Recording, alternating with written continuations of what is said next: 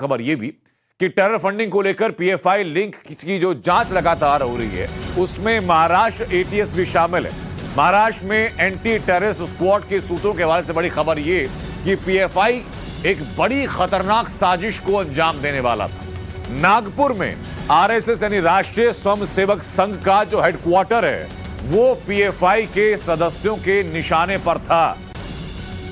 इसकी recce PFI के कार्यकर्ताओं के द्वारा कर ली गई थी और सूत्रों के मुताबिक खबर यह भी कि पीएफआई के लोगों ने दशहरा कार्यक्रम जो आरएसएस ऑफिस में होने वाला था उससे जुड़ी जानकारी जुटाकर उसी के मुताबिक इस साजिश को अंजाम देने की फिराक में थे। हमारे सहयोगी अनिल लगातार हमारे साथ बने हुए। अनिल, ये बड़ा खुलासा है जो महाराष्ट्र एटीएस कह रही है कि आरएसएस का मुख्यालय नागपुर में पीएफआई के निशाने पर था।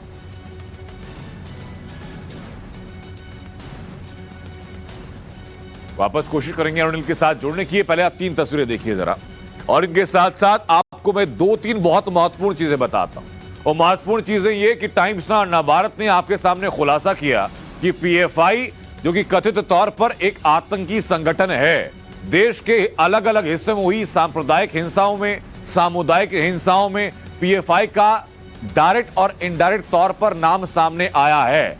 जबरदस्ती धर्मांतरण कराने वाले मामलों में पीएफआई के सदस्यों की संलिप्तता पाई गई है। उसी आधार पर पीएफआई के अलग अलग ठिकानों पर एनआईए ने इन्वेस्टिगेशन के तहत छापेमारी की, जहां पर कई अहम दस्तावेज सबूत हुए। लेकिन महाराष्ट्र एटीएस जो कह रही है वो चौंकाने वाला है। अनिल, क्या और जानकारी है आरएसएस कार्यालय को लेकर जो पीएफआई की साजिश थी उसमें क्या सामने आया?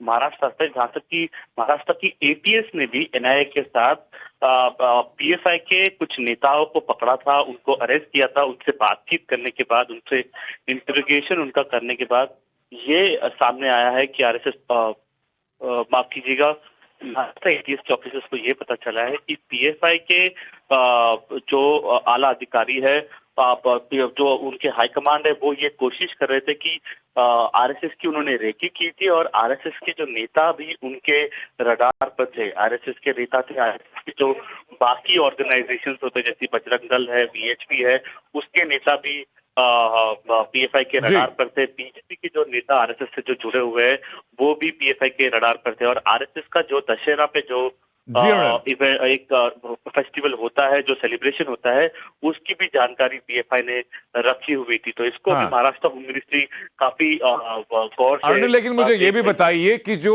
दशहरा कार्यक्रम को लेकर के जानकारी जुटाई गई, आरएसएस के कार्यालय की नागपुर ऑफिस की जो रेकी की गई, तो हमला करने का प्लान कब था?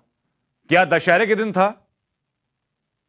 ये ऐसा पुख्ता सबूत के साथ नहीं बोल सकते कि हमला करने के लिए ही ये किया गया था, बट एटीएस के ऑफिसर्स ने ये जानकारी देते हुए बोला है कि एक रेकी की गई थी आरएसएस हेडक्वार्टर्स जो कि नागपुर में उसका, और जो आरएसएस के नेता है वो रडार पर थे, उनकी जानकारी ली गई थी, उनके पिक्चर्स भी पीएफआई के लोगों ने अपने पास रखा था। क्या हमला ही करने वाले थे?